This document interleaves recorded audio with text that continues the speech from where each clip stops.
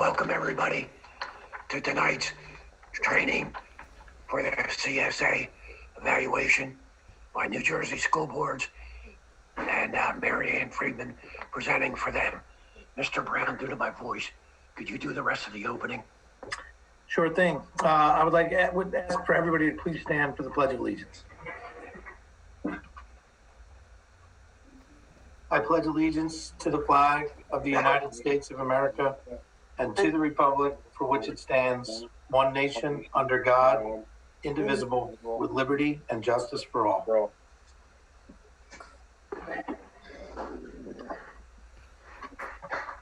right, we're going to take roll call before we get started. Mrs. McVeigh?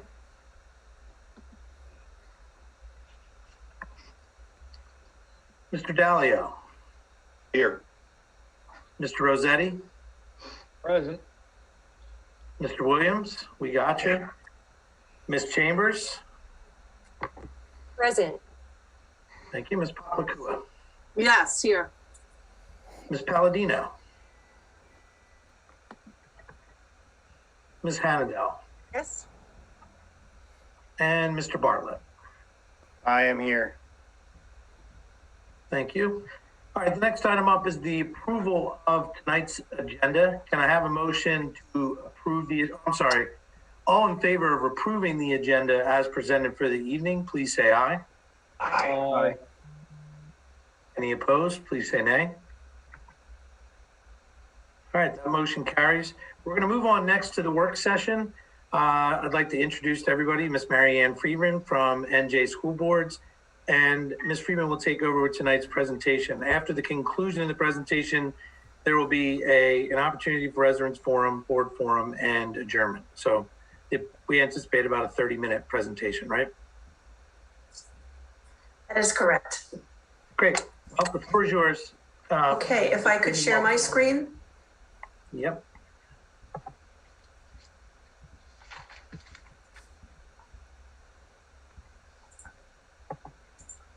Okay, it's good to see everybody.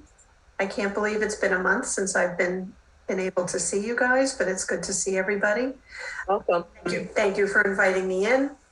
And this is all about process. So everybody could be here. Even if there was a conflicted board member, they could be here as well, because this is strictly about the process of doing the superintendent's eval. So most of you have gone through this, and some of you it will be new to. So what we're going to talk about are the legal guidelines, the process itself, and then how to get into the online access. And just a reminder, if a board member has a relative who works in the district under the supervision of Dr. McCooley, they would not be able to take part in the CSA evaluation process.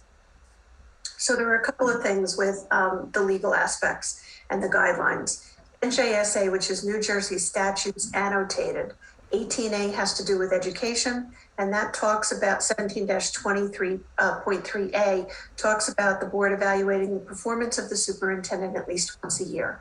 That needs to be in writing. The board and the superintendent need to meet and discuss the findings of that evaluation in their summary conference. And that has to be done by July 1st of each year. And then the evaluation must be on goals and objectives of the district and the responsibilities that are based in the job description and as prescribed by the State Board of Education.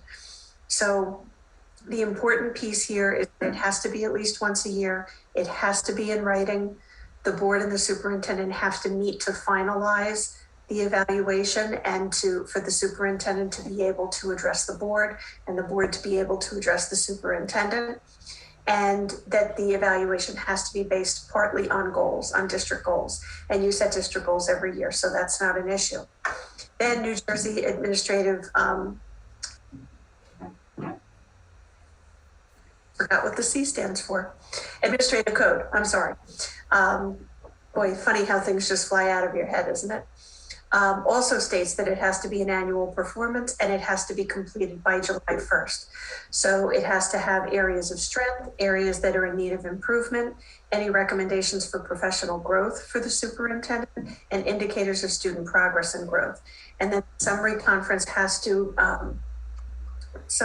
meeting has to include a majority of the total membership of the board, minus any conflicted members. Okay.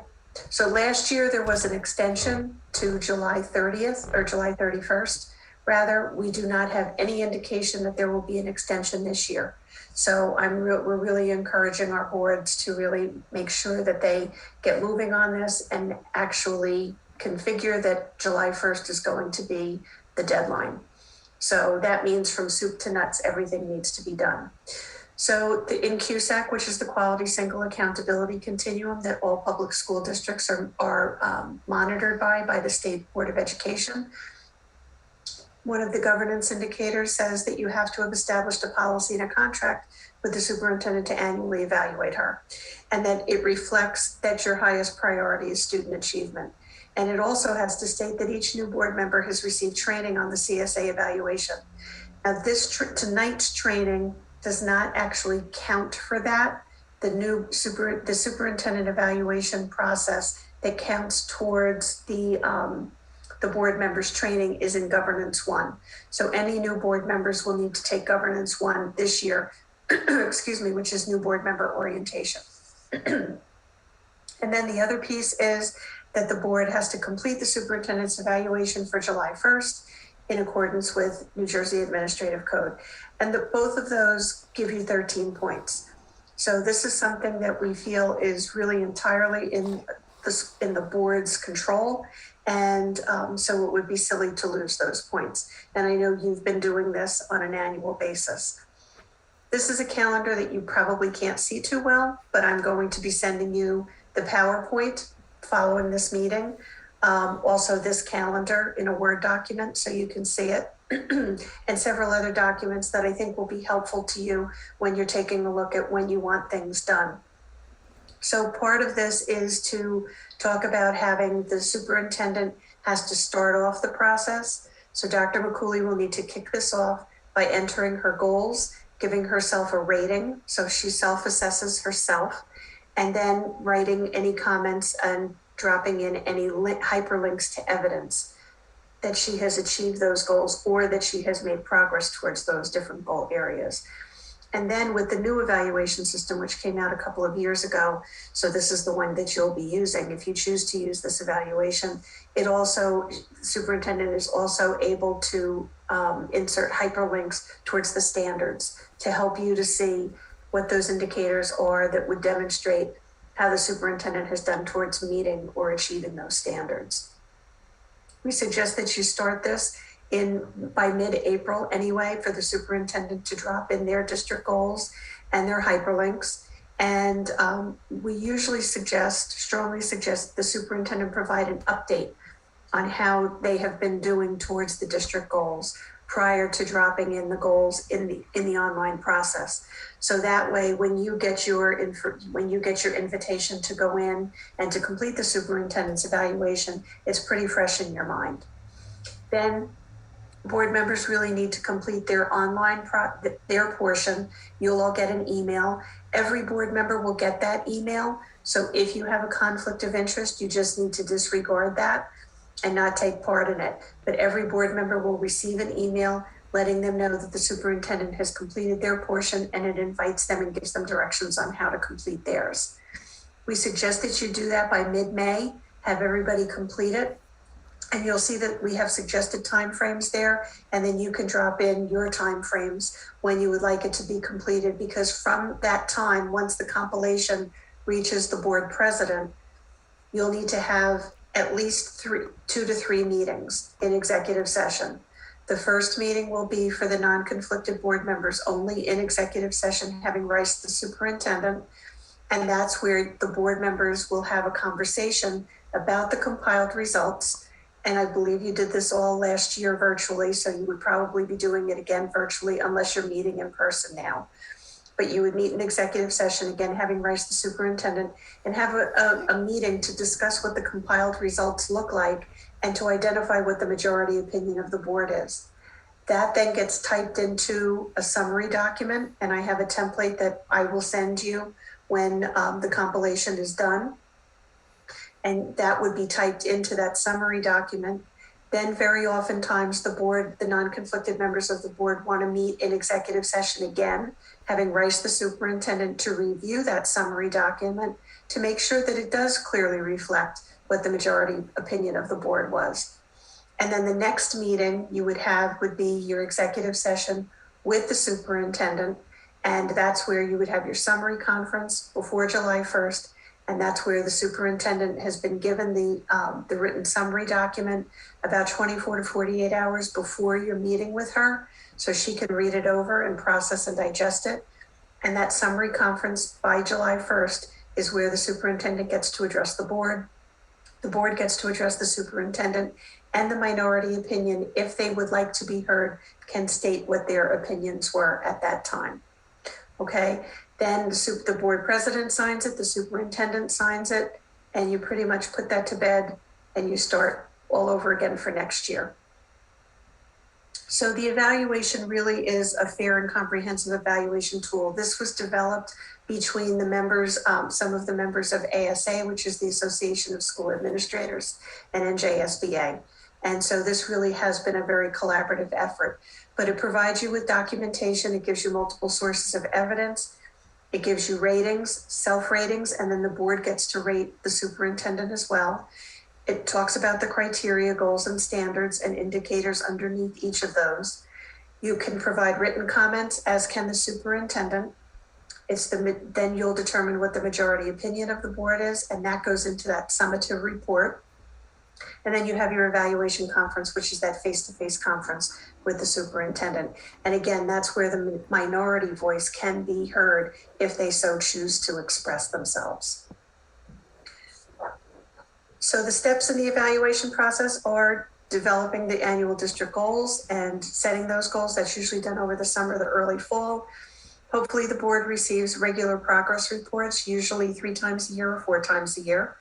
Then you have your pre-conference to set the calendar and review preliminary data. Superintendent enters the goals and gives herself an assessment and writes in any comments and drops in any hyperlinks to any evidence. The non-conflicted board members will then get an email letting them know they can go in and complete their portions.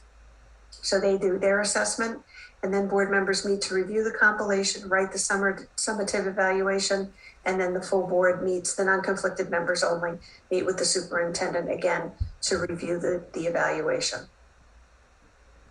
The pre-conference is something that some boards do this and some boards don't do this. The pre-conference is generally suggested for January or February.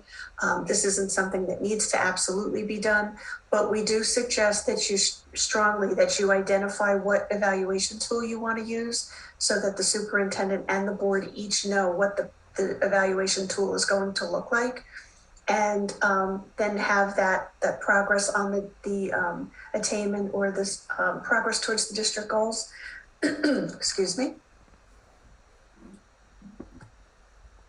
And then have questions or concerns and set your calendar dates for that. So this is what the goals portion will look like when you go in to complete the superintendent's evaluation.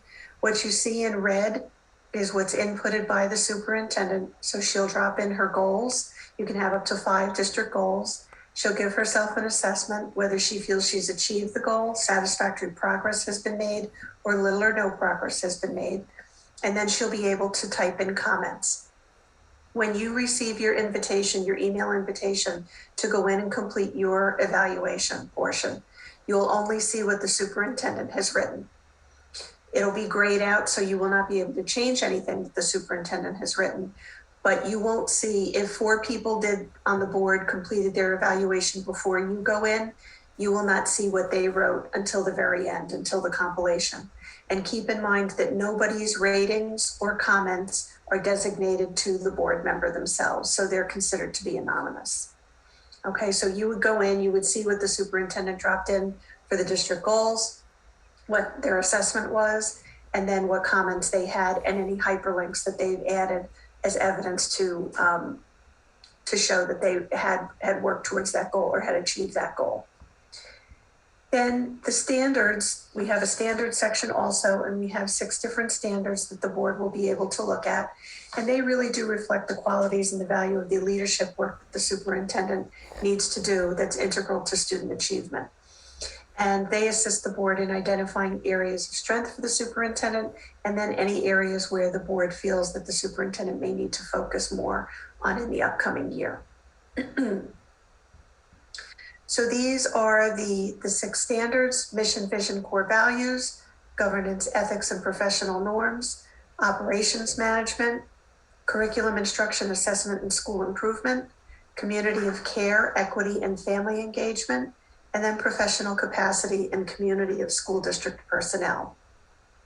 So this is a little different from the one that you would have used years ago. And I know you've used this at least now for the past 2 years. So for most of you, it's not going to be anything new.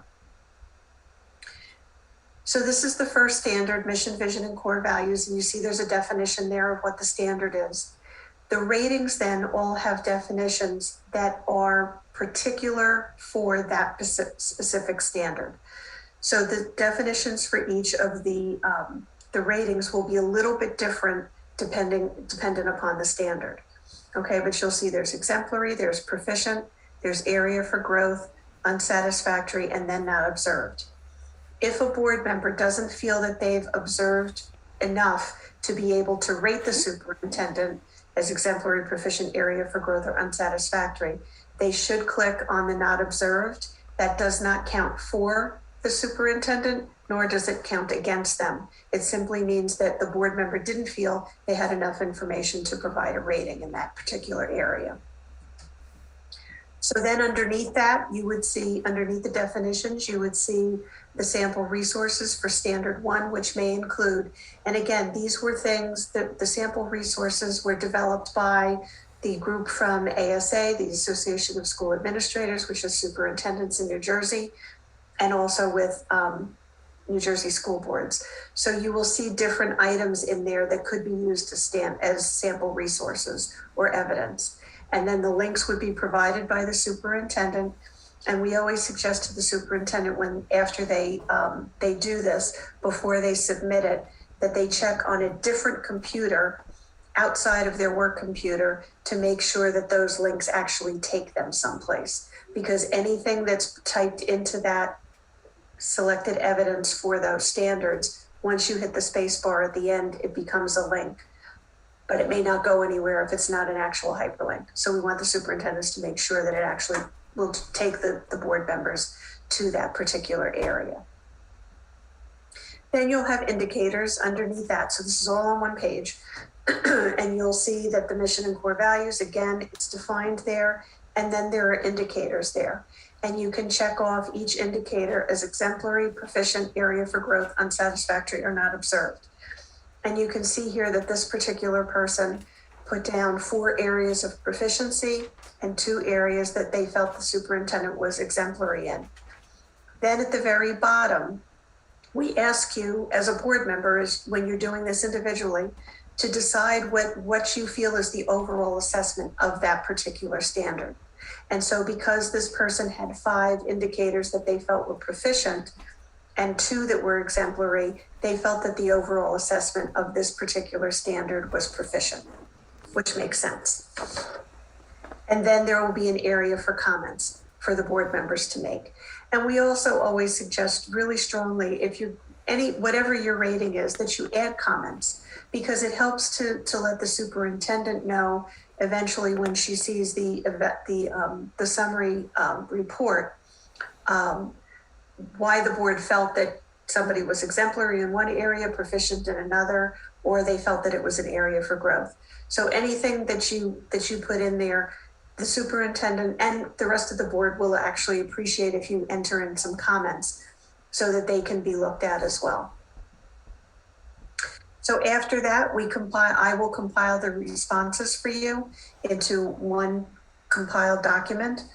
I can either send them to the board president in a secure and encrypted email that's password protected, along with a bunch of other documents that go along with that, or the board president can actually retrieve them from a secure confidential website that we have. So either way, but I will monitor that. and I'll send the board president usually an email once a week, because the board president can also monitor this from their site once they're logged in to our website.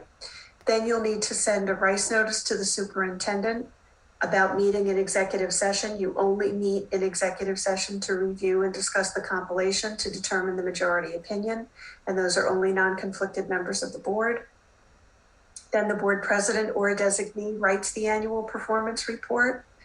Oftentimes, the board will then meet again in executive session, again having Rice, the superintendent, to review that document so that everybody is sure that it does reflect the majority opinion of the board. And then you would send the Rice notice again to the superintendent for the non-conflicted members of the board and the superintendent to meet in executive session for the summary conference. Mary Ann, can I ask a question? Absolutely. Okay.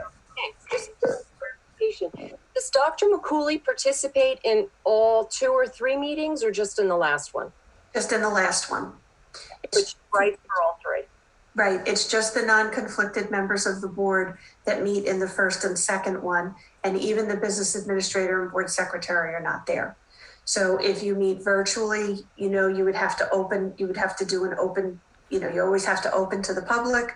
Then you would you would do your roll call and your flag salute and all of that. You would go into executive session. You'd have your public comments first if you need to have public comments at every meeting. So you could do that first, and then the board would there would be a motion to go into executive session to have the conversation. Then you would just need to let the BA know when you came out of executive session, who made the motion to come out, who seconded it, what the vote, that there was a vote taken to come out of executive session, and then you would have to go back into public session to adjourn the meeting or to take public comments at that point as well. Or if you had other business to do, you could certainly do it at that point too. Most of the time, the 2 executive sessions that are done, or actually all 3 of them, are usually done at the end of a board meeting. So you've already advertised for those. Your public has participated in public comments. You've done the business of the board, and then you go into your executive session. The first 2 meetings, though, the superintendent and the BA would not be part of the executive session. In the third one, the superintendent would be a part of that executive session, but not the BA. Okay? And again, you would rice the superintendent. You rice the superintendent for any executive session meeting that you're having that is to discuss her employment or her performance. Thank you for the clarification. You're welcome.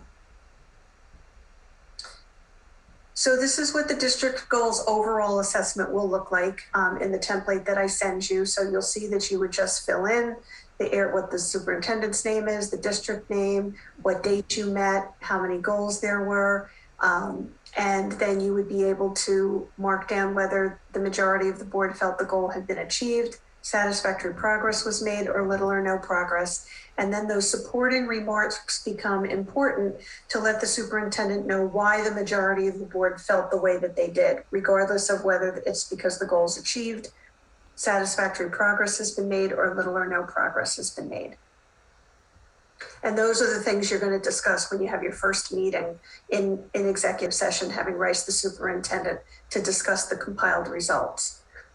Then with the overall leadership standards, the overall assessment rather, this is the standards portion, and you would be able to take a look at that final question as the assessment of the overall assessment of each standard and see what the majority opinion of the board was. So it makes it a lot easier, I think, now with this particular tool that we're using and have been for the past couple of years.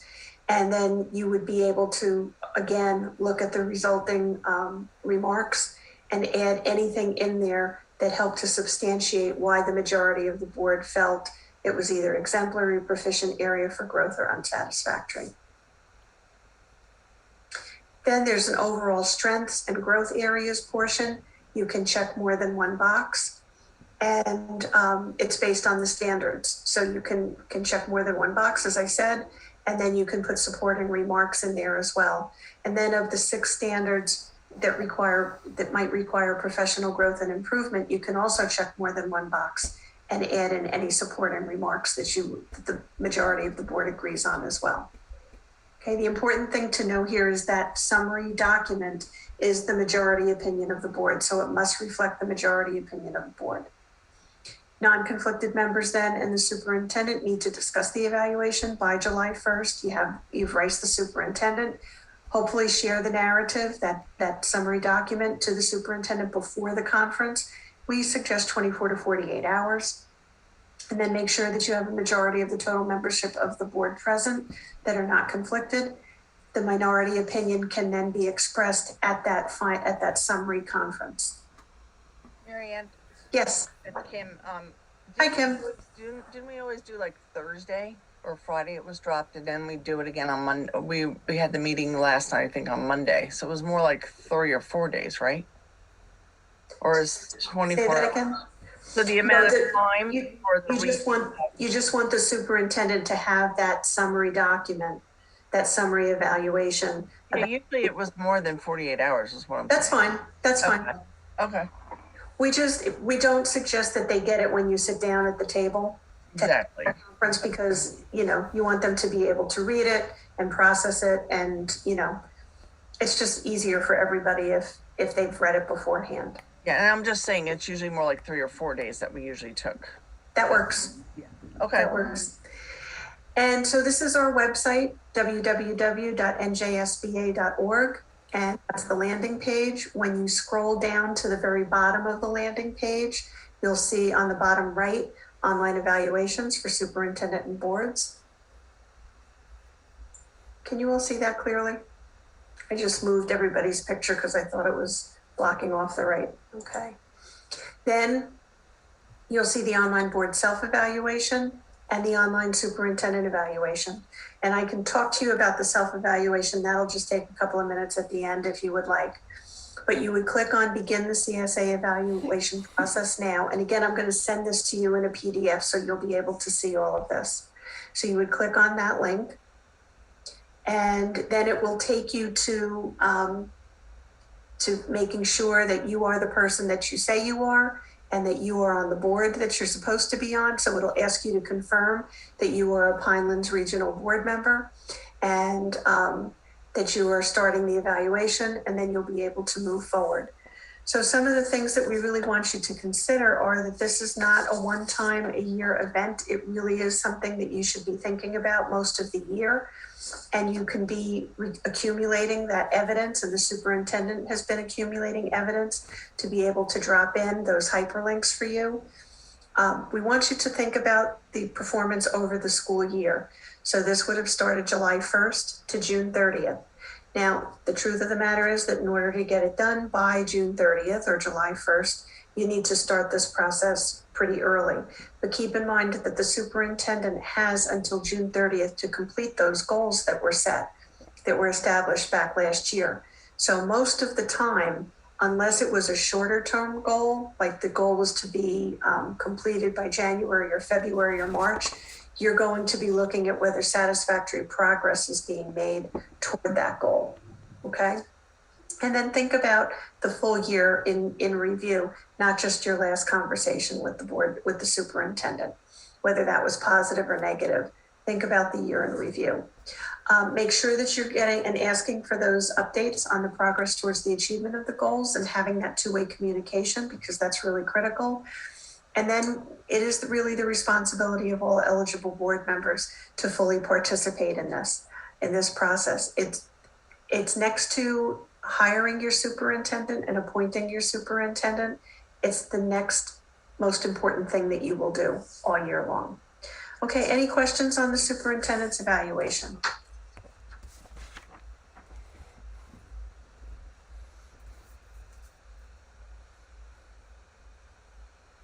Okay, I'm going to quickly go over the board self-evaluation, if that's okay, Mr. Williams? Absolutely, please do. Okay, thank you. Okay, so the annual Board of Education self-evaluation, this is something that is not mandated. There is no time frame for it or deadline for it. We do consider it to be best practice, and it does really help the board to be reflective of themselves as individual board members and of themselves as a board in its totality. It can be completed by all board members. So even if a board member has family members who work in the district, this is something that they can complete because it's dealing with just the board. It's dealing with the individual board member and the board as a whole. Again, it's not required, but it is, we do consider it to be best practice. And especially now, after the year we've come through with the pandemic, it may be a really good time to take a look at how you all have done and how boards have done in their practices and their governance over a pandemic year, and see if there are some things that you would like to improve upon, because those help you with your board goal setting, with your board goals for the upcoming year. And then I can compile and return that to you, and I can review the findings with you in a meeting. Or I can compile and return them to you with the graphs and the charts as well. So again, you would go to the website, www.njsba.org, and you would click on Begin the Board Self-Evaluation Process Now. And again, it will ask you, it will give you some instructions. It will tell you that you'll want to go back, but not with the browser arrow to go back. So there'll be a link at the bottom of the page that you're on that says to go back or to next. If you click on the browser arrow to go backwards, you'll be thrown off. Okay, and then it will ask you to start the evaluation. It will give you, again, some instructions. It'll ask you to select your board. Okay, we have some board members who are on their individual school district, if it's a K through 8, and then they might be a sending rep to a regional school district. You don't have that in your situation, but some board members actually are board members on 2 different boards, so they would have to select which board. You'll see Pinelands Regional, and you'll just select that to confirm. You'll verify the information is correct, and you'll start the board self-evaluation. So we give you an overall indicators of what you feel are vital to your boardsmanship, and we ask you to put those things in. And then you would go through each of the categories: planning, policy, student achievement, finance, board operations, board performance, board superintendent relationships, board staff relationships, and then board and community relationships. And again, you're giving an indicator, you're assessing yourselves as a board and then as an individual board member. Okay, what questions might you have about the self-evaluation, if any?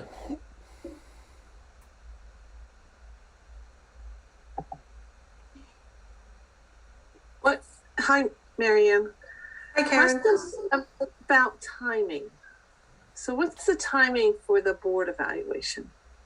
So you can do this really at any time. I have board members, I have some boards.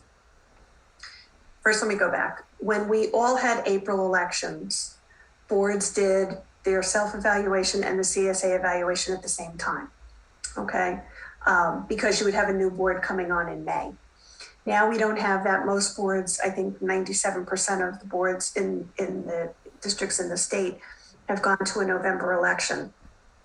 So what some of those folks are doing with November elections is that they are holding off on the self-evaluation until the fall, so that even the newest board member who came on in January and was sworn in January can really have about 7, 8, 9 months of experience on the board to be able to give themselves a rating and to give the board itself a rating. And then a lot of times so they'll start usually in October, get it back in November, look at the results in December perhaps, and then after reorganization, sometimes that's when they set their board goals. So whereas district goals are usually from July 1st to June 30th, board goals can be from July 1st to June 30th if you would like to, or they can be just a straight January to December. And that way, it works, whatever works best for the board is what you should do.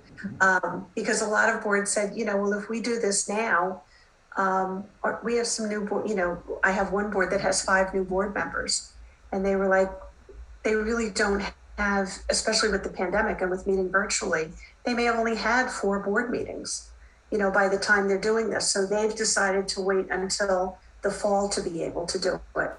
But whatever you feel is best for you, And you can go in at any time and get started on that. Nobody has to kick that off.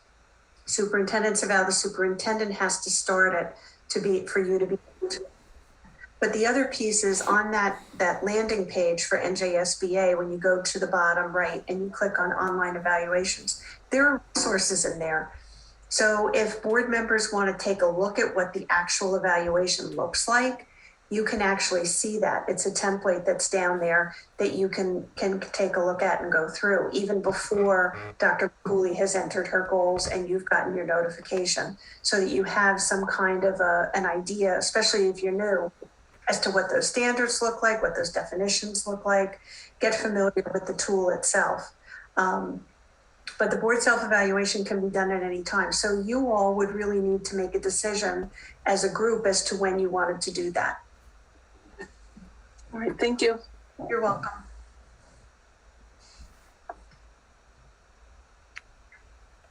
All right, any other questions there? I'm going Thank to you. for everything that you do for all of your students and your staff and your communities. And I hope that you'll all stay safe and stay healthy.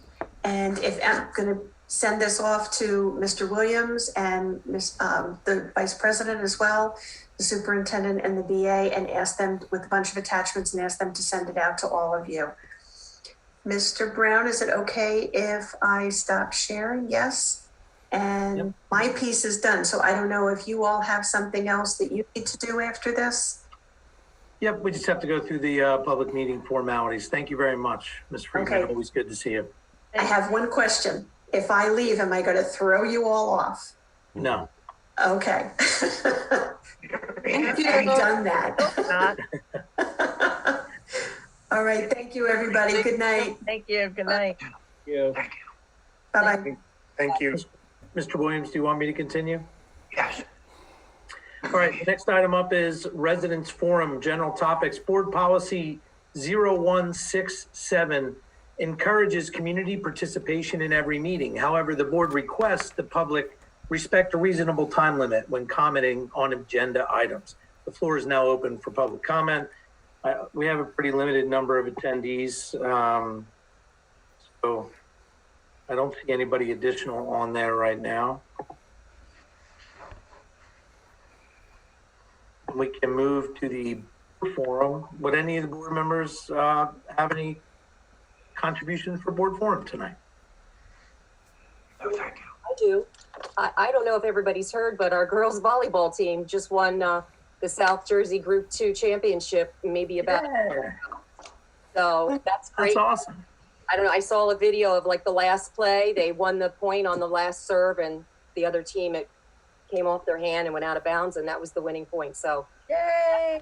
That's That's awesome. really all I wanted to say. That's great. That is great. Anybody else?